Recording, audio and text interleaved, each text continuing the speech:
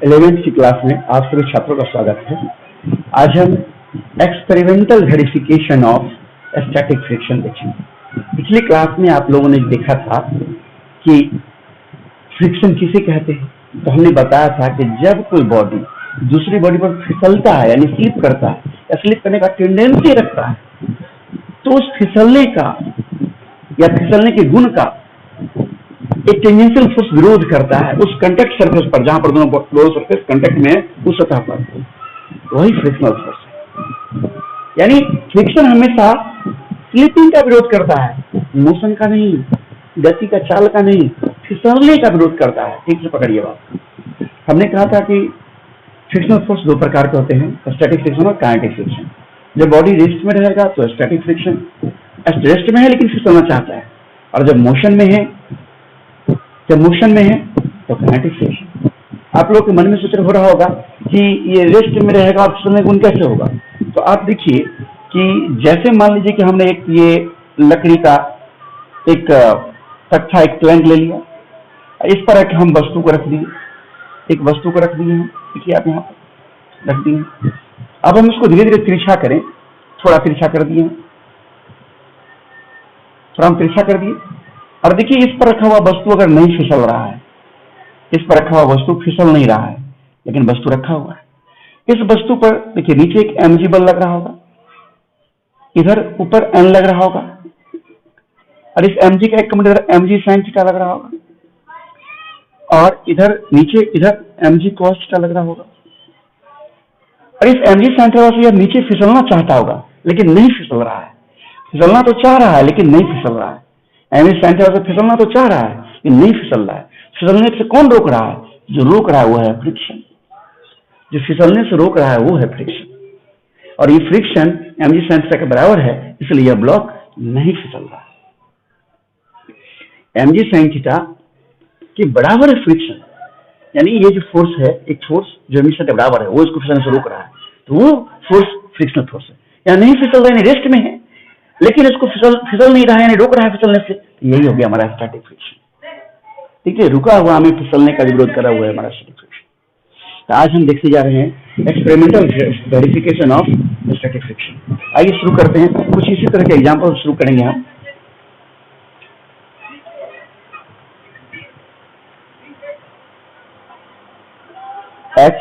Experimental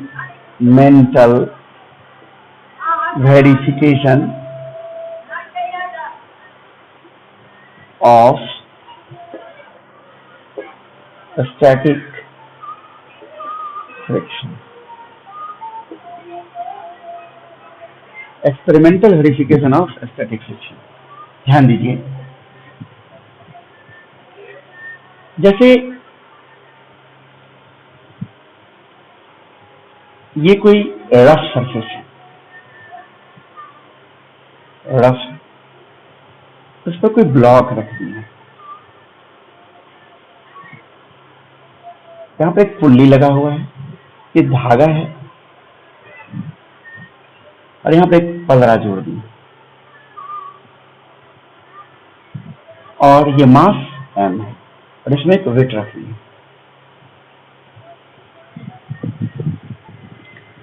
देखिए, जब शुरू में इस पलड़ा में कोई वजन नहीं है, मान लेते कि पलड़ा का अपना कोई वजन नहीं है, तो इस ब्लॉक को धागा इधर खींच भी नहीं रहा होगा।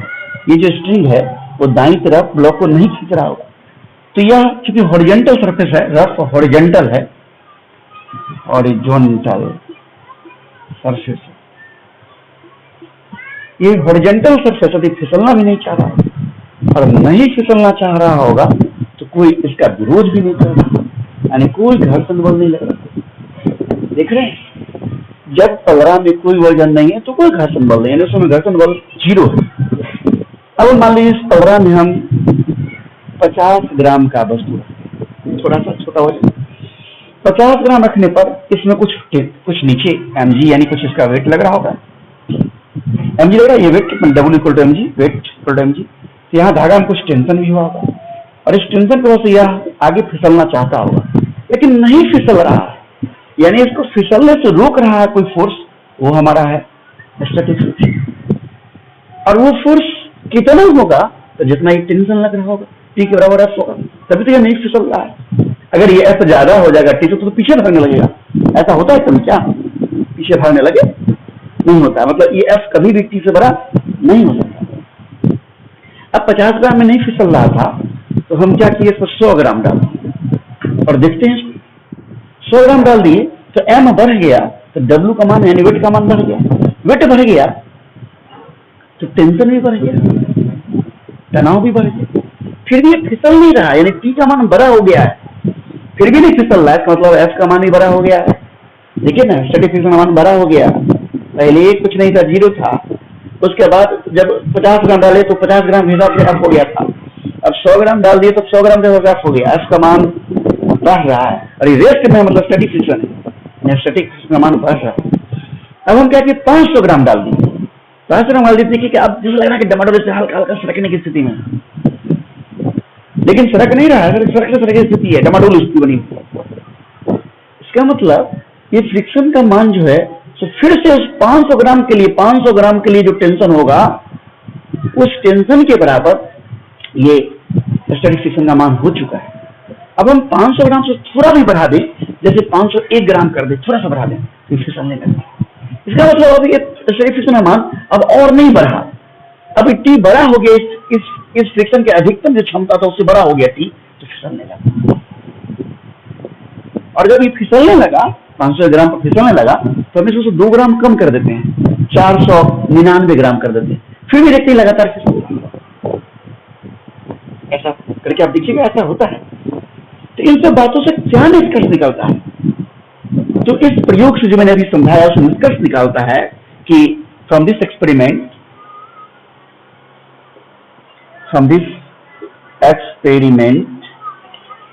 we conclude, हम निष्कर्ष निकालते हैं that पहला, स्टैटिक फ्रिक्शन का मान शुरू में कितना था? जब कोई वजन नहीं था तो 0 था, लेकिन जब 50 ग्राम डाले तो 50 ग्राम के हिसाब से हो गया था टेंशन और उस हिसाब से फ्रिक्शन हो गया। जब 100 डाले तो 100 ग्राम के हिसाब से हो गया, जब 500 डाले तो 500 ग्राम के हिसाब से हो गया। यानी स्टैटिक फ्रिक्शन का मान सेल्फ एडजस्ट हो रहा है, स्वतः अपने आप को एडजस्ट कर रहा है, सेल्फ एडजस्टिंग फोर्स। यानी पहला हुआ कि static friction is a self adjusting force. Static friction स्वतः एडजस्ट करने वाला force.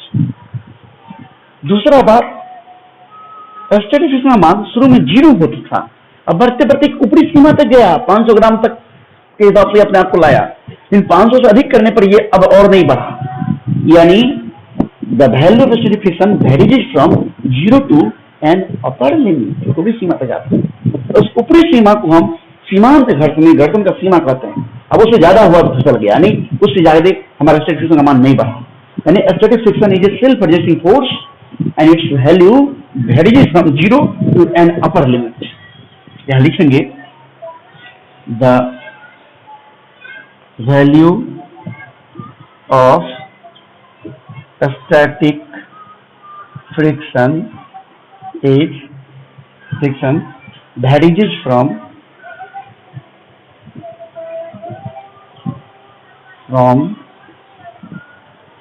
0 to an upper limit, 0 से एक ऊपरी सीमा तक बढ़ता है, varies from 0 to an upper limit. इस ऊपरी सीमा को हम लिमिटिंग फ्रिक्शन कहते हैं। The upper limit of static friction, the upper limit of static friction is called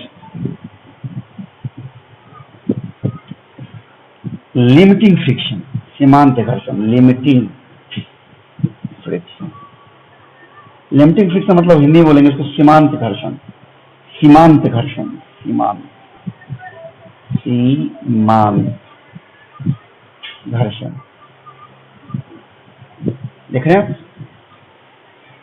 और एक और बात आपने देखा था क्या कि जब एक बार यह फिसलने लगा तो थोड़ा सा पौधा वजन कम करने देने पर फिसलता रहा। If once the body starts sleeping then it continue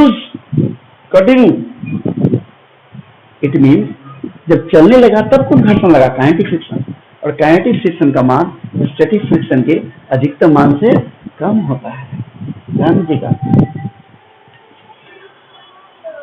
the value of kinetic friction is smaller than the value of limiting friction। ध्यान दीजिए मैं क्या कह रहा हूं, ये लिमिटिंग फ्रिक्शन क्या है? लिमिटिंग फ्रिक्शन स्टैटिक फ्रिक्शन का अधिकतम मान है। लिमिटिंग फ्रिक्शन क्या है? स्टैटिक फ्रिक्शन का अधिकतम मान है। तो काइनेटिक फ्रिक्शन स्टैटिक फ्रिक्शन के अधिकतम मान से कम होता है। काइनेटिक फ्रिक्शन स्टैटिक फ्रिक्शन के अधिकतम मान से कम होता है। ये कहना गलत है कि स्टैटिक फ्रिक्शन से कम होता है, क्योंकि स्टैटिक फ्रिक्शन मान तो खुद जीरो से लेके एक ऊपरी सीमा तक जाता है। कोई फिक्स वैल्यू तो है नहीं स्टैटिक फ्रिक्शन का, जीरो से एक ऊपरी सीमा तक जा रहा है। अधिकतम कितना जाएगा वो फिक्स है, लेकिन उस अधिकतम मान से कम होता है, बाकी मान से ज्यादा भी हो सकता है। ध्यान समझिए, यानी the value of kinetic friction is smaller than the value of limiting friction, यानी स्टैटिक फ्रिक्शन के अधिकतम मान से काइनेटिक फ्रिक्शन मान कम होता है। ये हम इस आधार पर डिस्कस करेंगे। अभी हम लॉज ऑफ फ्रिक्शन देखेंगे, पहले आप इसको नोट करिए।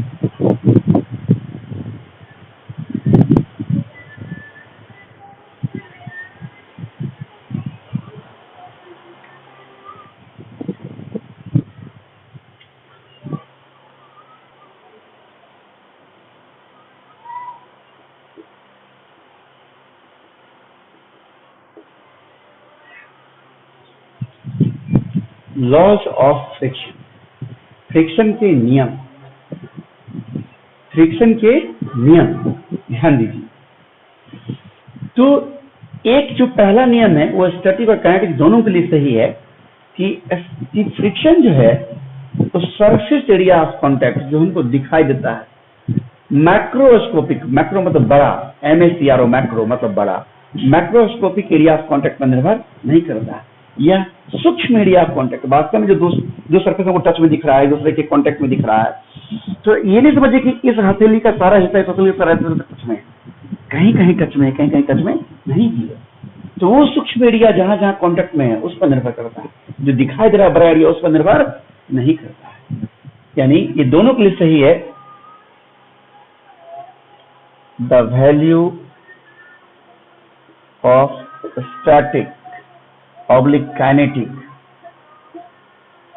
friction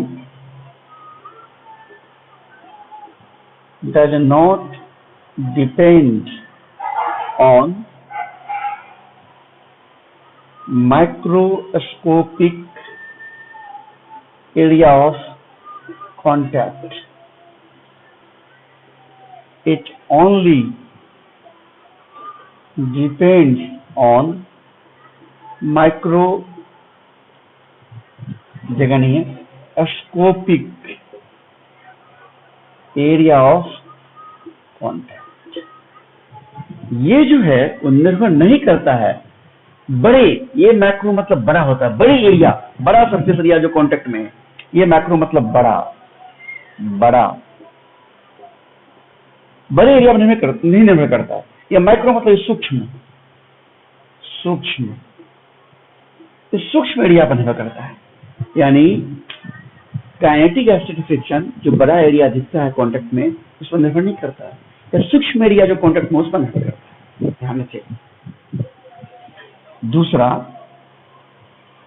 ये दोनों के लिए सही था, स्टैटिक और काइनेटिक दोनों के लिए लॉ है। और दूसरा अभी जो लिख रहे हैं वो हम स्टैटिक लिख रहे हैं। The maximum value of static friction is proportional to normal contact force between them. The maximum value of static friction is proportional to normal contact force between them. यानी स्टैटिक फ्रिक्शन में जो अधिकतम मान है, जरा मैं फिगर समझाता हूं। जैसे देखिए ये और ये, इस बॉडी को कोई व्यक्ति F फोर्स से खींच रहा है, तो इस बॉडी पर अपना नीचे mg लग रहा होगा, ऊपर n लग रहा होगा, और ये जो फिसलना चाह रहा है ये बॉडी उस पर एक फ्रिक्शन लग रहा है, और ये फिसल नहीं रहा है तो स्टैटिक फ्रिक्शन लग रहा है, Fs स्टैटिक फ्रिक्शन। ये स्टैटिक फ्रिक्शन Fs यानी स्टैटिक फ्रिक्शन का मैक्सिमम मैक्स लिख दिया, मतलब मैक्सिमम समझिए। Fs यानी स्टैटिक फ्रिक्शन का मैक्सिमम मान वो समानुपाती होता है इस दोनों के बीच में जो नॉर्मल कनेक्ट हो रहा है, ये इसको दबा रहा होगा जमीन को n बल से, और जमीन इसको दबा रहा है n बल से, इस n के समानुपाती। देख रहे हैं, यानी Fs मैक्स जो है इस समानुपाती बढ़ाएंगे तो equal to mu s into n, यानी स्टैटिक फ्रिक्शन का अधिकतम मान जो होता है म्यू एस एन के बराबर होता है। वेयर ये जो म्यू एस है, ध्यान दीजिएगा, वेयर ये जो म्यू एस है इसे हम कहते हैं कोफिशिएंट ऑफ स्टैटिक फ्रिक्शन।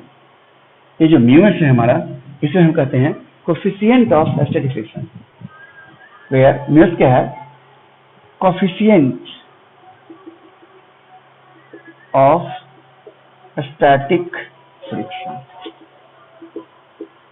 और इसका जो मान है, इस म्यू एस का मान जो है, it's value only depends on nature of material. ये जो दोनों, ये नीचे का सरफेस कैसा है, किस मटेरियल का बना हुआ है, और ये ब्लॉक किस मटेरियल बना हुआ है, इसी दोनों पर निर्भर करता है, नेचर ऑफ मटेरियल पर, और किसी दूसरी चीज पर नहीं। The value of mu S only depends on nature of material placed in contact. संपर्क में रखे गए मटेरियल के नेचर पर निर्भर करता है स्टैटिक फ्रिक्शन। समझ रहे हैं आप? अब हम आगे बढ़ते हैं।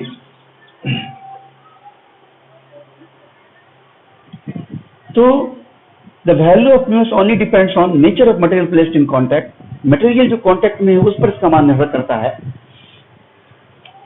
और कोई थ्योरेटिकल रिस्ट्रिक्शन भी नहीं म्यू एस के मान पर। म्यू एस का मान कितना भी हो सकता है। Also there is no theoretical restriction, also there is no theoretical restriction on the value of mu s, और mu s के वैल्यू पर कोई थ्योरेटिकल रिस्ट्रिक्शन भी नहीं। ओके, इसी तरीके से म्यू टी में भी यही बात है। और आपने देखा कि स्टैटिक फ्रिक्शन का अधिकतम मान म्यू एस एन है। इसका मतलब स्टैटिक फ्रिक्शन का इन जनरल बात करें हम, तो अधिक से अधिक म्यू एस एन होगा, वरना छोटा होगा, यानी छोटा होगा या अधिक से अधिक बराबर होगा। याद रखिएगा, यानी आप कभी भी सवाल बनाएं तो स्टैटिक फ्रिक्शन का म्यू एस एन मत लिखिए। जब अधिकतम स्टैटिक फ्रिक्शन की बात हो तब म्यू एस एन लिखिए, वरना उससे कम भी हो सकता है। कैसे कम हो सकता है वो हम लोग जब न्यूमेरिकल एग्जांपल्स दिखाएंगे करके, तो वहां पर आपको समझाएंगे कैसे हो सकता है, किन परिस्थितियों में हो सकता है। तीसरा देखिए, इसमें स्टैटिक फ्रिक्शन में मैक्सिमम की बात होती है, लेकिन काइनेटिक फ्रिक्शन में मैक्सिमम मिनिमम की बातें नहीं होती है, क्योंकि काइनेटिक फ्रिक्शन का मान एक समान होता है, ये ज्यादा कम नहीं होता है। काइनेटिक फ्रिक्शन का मान एक समान होता है, ये ज्यादा कम नहीं होता है। The value of kinetic friction is proportional to normal contact force between them। इसमें भी वही बात है, नॉर्मल कॉन्टैक्ट फोर्स, लेकिन यहाँ पर मैक्सिमम वैल्यू था समानुपातिक, यहाँ पर मैक्सिमम वाला बात ही नहीं है। यानी दैट इज फ्रिक्शन और काइनेटिक फ्रिक्शन है, इसलिए F के प्रोपोर्शनल है N के, यानी और F के इक्वल टू म्यू के एन, यानी जब काइनेटिक फ्रिक्शन की बात होगी तो हमेशा म्यू के एन लगा, लेकिन स्टैटिक में म्यू एस एन जब मैक्सिमम कहेगा तब हमेशा नहीं, वरना उससे कम भी हो सकता है। वो कम कितना होगा वो हम एग्जांपल्स देखेंगे तो समझेंगे कैसे सोचते हैं। और इसका ही मान, ये जो म्यू के है हमारा, इसको बोलते हैं हम लोग कोएफिशिएंट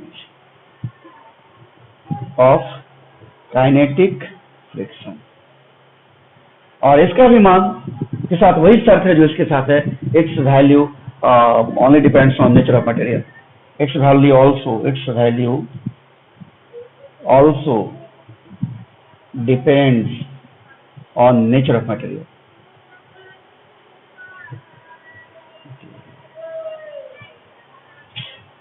Placed in contact. और साथ ही साथ इसके भी मान पर कोई थ्रेड कोई पाबंदी नहीं है, आप इसको नोट करें।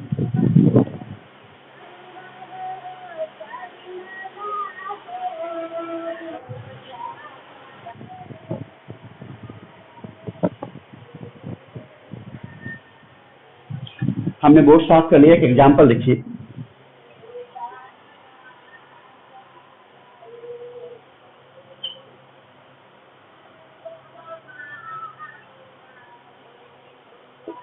सिक्स केजी का ब्लॉक है,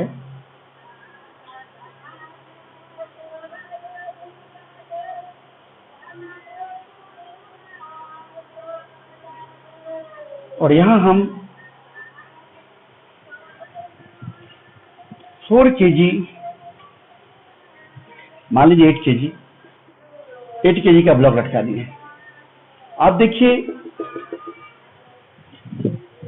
और यहां पर इस ब्लॉक 6 केजी और इस सरफेस के बीच का स्टैटिक फ्रिक्शन का मान लीजिए कि 0.5।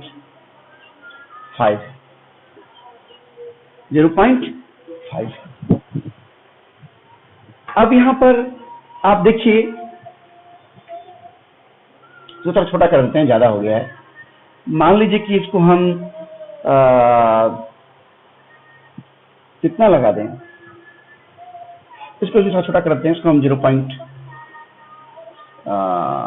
मान लीजिए कि 3 कर देते हैं, या चलिए 0.8 कर देते हैं इसको, और ये मान लीजिए कि ये 5 केजी कर देते हैं। अब देखिए, पूछा कि बताइए find the frictional force acting between 6 kg and the surface. कहेगा consider the situation and find the frictional force acting between 6 kg and surface below it. इसके नीचे जो सरफेस उसके पीछे पाएगा, तो हम कैसे बनाएंगे? तो इस तरह के क्वेश्चंस को हम कैसे बनाएंगे, आइए देखिए, इसे मैं करके दिखाता हूं। देखिए, इस पर नीचे अगर mg लगेगा, mg 5, और g का मान अभी हम सुविधा के लिए यहां लिख देता हूं, टेक g = 10 मीटर पर सेकंड। हम 10 ले रहे हैं g का मान। जी का मान अगर हम 10 ले लेंगे, 50 न्यूटन हो जाएगा नीचे, इसमें टेंशन T होगा, फिर टेंशन T होगा, नीचे 6G होगा, ऊपर मान लीजिए कि N होगा, और इधर फ्रिक्शन मान लीजिए कि अभी F है। अब ये मैं जान नहीं रहा हूं, ये FS 0.8 दिया हुआ है। तो सबसे पहले हम ये देखेंगे कि ये जो स्टैटिक फ्रिक्शन इस पर लगेगा वो अधिक से अधिक कितना हो सकता है। तो एफएस का मान छोटा या बड़ा हो सकता है म्यू एस एन, छोटा या बड़ा हो सकता है, यानी अधिक से अधिक म्यू एस एन हो सकता है। तो इस स्टैटिक फ्रिक्शन जो पीछे की तरफ लगेगा वो अधिक से अधिक म्यू एस एन लगेगा, और उस म्यू एस के मान से टी का अधिकतम मान बड़ा हो जाएगा तो यह फिसलने लगेगा, छोटा होगा तो नहीं फिसलेगा। समझ रहे हम क्या बोल रहे हैं? देखिए, पहले तो हम स्टैटिक फ्रिक्शन का मान निकालते हैं, मैक्सिमम कितना होगा, यानी स्टैटिक फ्रिक्शन का जो मैक्सिमम मान होगा वो हमारा म्यू एस एन होगा, और म्यू एस का मान हमारा 0.8 है, और n = mg यानी 6g। n equal to mg यानी 6g, समझ रहे हैं ना, मास उसका 6 है, m 6 है और g यानी g का मान 10 लेने का 8 से 48 48 न्यूटन स्टैटिक फ्रिक्शन का जिसे मान, तो g का मान हमने 10 ले लिया है, g का मान हमने 10 ले लिया है। चलिए एक बार करके दिखा देते हैं, 0.8 गुना 6 इंटू 10 यानी इसको मल्टीप्लाई कर देंगे तो क्या होगा 10 इंटू 6 48 यानी स्टैटिक फ्रिक्शन से अधिक हमको 48 न्यूटन हो सकता है। और यहाँ पर टेंशन देखिए, तो टेंशन जो है वो अधिक से अधिक अगर नहीं चलेगा तो मैक्सिमम टेंशन वो 50 हो सकता है और टी मैक्स जो है वो कितना हो सकता है 50 न्यूटन। तो यहाँ देखिए टी का मैक्सिमम मान स्टैटिक फ्रिक्शन अधिकतम मान से बड़ा है, हेयर टी मैक्स बड़ा है एफ एस मैक्स से बड़ा है, इसका मतलब ये फिसलने लगेगा और यहाँ पर अधिकतर फ्रिक्शन 48 न्यूटन लगेगा। Here block starts slipping and hence the value of static friction is equal to 48 Newton, यानी 48 न्यूटन अधिकतम ये लगाएगा अपना और उसके बाद इतना फिसल गया। देख रहे हैं, यहीं पर क्वेश्चन पूछ दे, in above question if 3 kg is suspended in place of 5 kg, then find the value of friction। तो फ्रिक्शन का मान बताइए क्या होगा। In above question if 3 kg suspended, 3 kg लटकाएं in place of 5 kg, 5 kilo के जगह पर, तो बताइए वैल्यू ऑफ फ्रिक्शन, फ्रिक्शन का मान क्या। तो इस कंडीशन देखिए क्या होगा। अब हमारा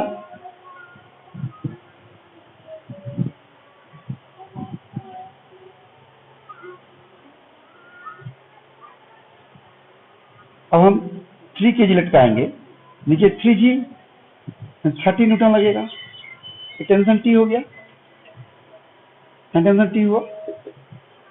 और यहां पर इस कंडीशन देखिए, अभी तो 6 kg है, नहीं है 6 kg 6g और यहाँ फ्रिक्शन, तो फ्रिक्शन एफ एस का मान छोटा या अधिक से बड़ा होगा म्यू एस एन के। तो यहाँ पर देखिए आप, म्यू एस एन का मान 6 kg जब है और म्यू का मान हमको वही, म्यू का मान मान लीजिए कि यहाँ पर हमको वही जो पहले था 0.8, वही क्वेश्चन ही है, तो इन अबव क्वेश्चन वही है 0.8।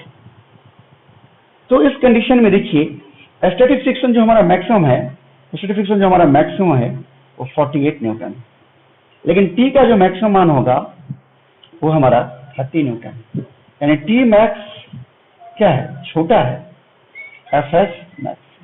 तो यहाँ पर ब्लॉक नहीं चलेगा, तो यहाँ पर ब्लॉक क्या होगा, नहीं फिसलेगा। साथ ही साथ चूंकि एफ का मान ज्यादा नहीं हो सकता, टी से ज्यादा होगा तो ब्लॉक पीछे भागने लगेगा। ऐसा कभी होता है कि ब्लॉक को रखें ऐसे और वो पीछे भागने लगे, ऐसा नहीं होता है। इसका मतलब ये पीछे नहीं भाग सकता, इसका मतलब फ्रिक्शन अपने आप को इतना एडजस्ट करके रखेगा स्टैटिक फ्रिक्शन जो कि टी के बराबर हो। यानी इस कंडीशन में हमारा जो वैल्यू होगा, यहाँ मैं लिख देता हूँ, यानी इस कंडीशन में जो फ्रिक्शन फोर्स का मान होगा, स्टैटिक फ्रिक्शन का मान होगा, वो मात्र उस टी मैक्स के बराबर होगा। Here block will not move, here block will not move, नहीं चलेगा, और टी मैक्स बराबर होगा टी मैक्स का 30 न्यूटन। देखिए वही ब्लॉक था, वही म्यू था, म्यू एस का मान था, लेकिन यहाँ पर फ्रिक्शन फोर्स 30 न्यूटन लग रहा है, जबकि यहाँ पर फ्रिक्शन फोर्स का मान जो है इस कंडीशन में अभी जो हमने बनाया था सिर्फ 48 न्यूटन लग रहा है। इसका मतलब जब टी मैक्स का मान इसके अधिकतम मान को पार करना है तो ये अपना अधिकतम वैल्यू दिखाएगा, लेकिन जब कम दिखाएगा तो जितना टी रहेगा उसी हिसाब से ऐसा है। बात समझ गए? तो आज यहीं तक रखते हैं और अगली क्लास में डिस्कशन होगा, आप नोट कर लीजिए।